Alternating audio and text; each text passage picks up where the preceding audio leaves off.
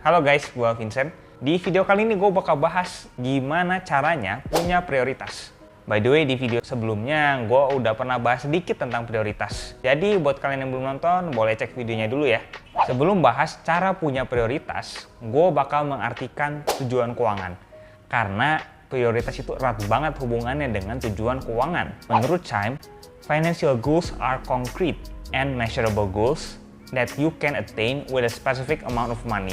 Jadi tujuan keuangan adalah tujuan yang konkret dan terukur yang dapat dicapai dengan jumlah uang tertentu. Ya, jadi ada angkanya, nilainya berapa gitu, jelas. Terus Chime juga bilang, keep in mind that financial goals can mean different things to different people. Ingat kalau tujuan keuangan tuh punya arti yang berbeda buat setiap orang. Jadi kita nggak bisa pukul rata. Ya ingat aja orangnya udah beda.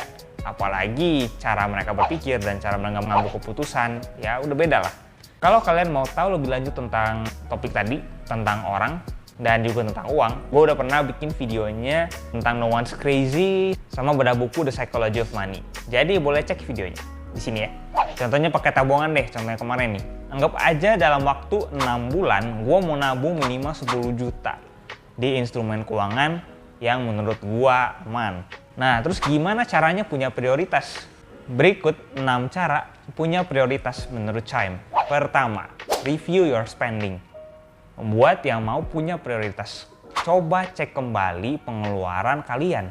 Ini adalah langkah pertama yang penting, karena lu bakal tahu pengeluaran paling sering lu apa. Dan ya apa aja yang bisa dikurangin, yang kurang penting itu. Kalau dari Chime sendiri menyarankan mereview pengeluaran kalian selama 90 hari terakhir. Ya, jadi sekitar 3 bulan ke belakang lah. Chime memberikan contoh nonton film di bioskop sebagai pengeluaran non-esensial alias kurang penting. Ini cuma contoh aja ya. Ya buat kalian yang suka nonton film di bioskop gak masalah kok. Jadi bebas terserah kalian. Bisa spending yang lain ya mungkin kurang penting yang di-cut. Kalau emang ya itu sebenarnya kan balik lagi ke video yang gue di awal. Caranya cuma 2, nambah income atau cut spending. Di sini dia menyarankan cut spending dengan cara review pengeluaran kalian. Cara kedua, understand needs and wants atau understand needs versus wants. Pahami kebutuhan versus keinginan. Ini harusnya udah jelas ya dari namanya atau dari caranya.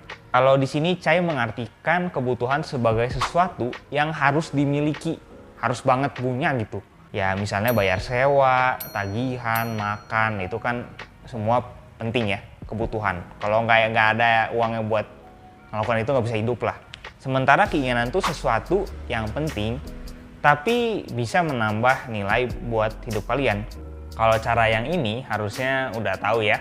Buat yang mau tahu tentang keinginan dan juga kebutuhan ya nanti mungkin gue bakal bahas lebih detail di video lain untuk membedakan kebutuhan dan juga keinginan. Jadi buat yang mau bahas, ya buat yang penasaran boleh komen aja di bawah. Kalau banyak yang request nanti gue bikin videonya. Cara ketiga, know what's important to you. Menurut Chime, menentukan prioritas keuangan ujung-ujungnya adalah tahu apa yang kalian inginkan. Ya kalian tahu sih apa yang kalian pengen, jadi harusnya tahu dong apa yang penting buat kalian. Chime mengingatkan kita kalau menabung tuh bukan cuma menabung, bisa jadi itu buat DP rumah, atau mungkin investasi itu bukan sekedar investasi, tapi memastikan kalian gak usah kerja sampai mati. Amin ya. Cara keempat, look at your net worth. Apa itu net worth? Menurut Chime, net worth adalah aset dikurangin liabilitas atau utang. Kalau hasilnya atau net worth-nya negatif, berarti kalian harus memprioritaskan membayar utang. Kalau positif itu bagus, walaupun kecil ya, yang penting udah positif. Dan saran Chime buat yang net worth-nya masih kecil, ya net worth-nya udah positif tapi kecil, terus menabung dan berinvestasi atau memperbanyak aset, ya memperkaya diri lah. Cara kelima, compare short term and long term goals. Bandingkan tujuan jangka pendek dan jangka panjang kalian. Contohnya, tujuan jangka panjang adalah pensiun atau membeli rumah. Dan tujuan jangka pendek itu bisa jadi kayak berlibur gitu. Mungkin untuk sekarang tujuan jangka pendek lebih penting karena harus lebih cepat tercapai daripada tujuan jangka panjang. Tapi jangan lupa tujuan jangka panjang adalah bagian penting dari gambaran rencana keuangan kalian. Jadi tulis tujuan keuangan kalian dan urutkan ya, dari misalnya nomor 1 sampai 5 yang mana sih yang paling penting. Ya, nomor 1 itu paling penting, nomor 5 paling nggak penting. Gimana, gampang kan? Dan cara keenam atau cara terakhir, check your financial buffer. Periksa penyangga atau ya fondasi keuangan kalian. Menurut Chime, kalau kalian nggak punya financial buffer, financial goals kalian jadi nggak penting, jadi percuma. Kalau nggak punya penyangga, nggak punya fondasi yang kuat, ya tujuan kalian jadi percuma. Ini pentingnya punya bantalan empuk buat menopang kalian. Jadi kalau jatuh tuh nggak terlalu sakit lah. Sebenarnya ini ngomongin apa sih? Ini ngomongin tentang dana darurat atau emergency fund. If something happens, kalau amit-amit, kalau terjadi apa-apa, kalian udah siap karena punya penopang pegangan, ya punya fondasi yang kuat. Ya misalnya tagihan jatuh temponya lebih cepat daripada biasanya, tapi income kalian belum cukup, ya si dana darurat ini bisa bantu bayarin tagihan kalian untuk sekarang. Ya gitu sih. Oke, itu dia 6 cara biar bisa punya prioritas keuangan.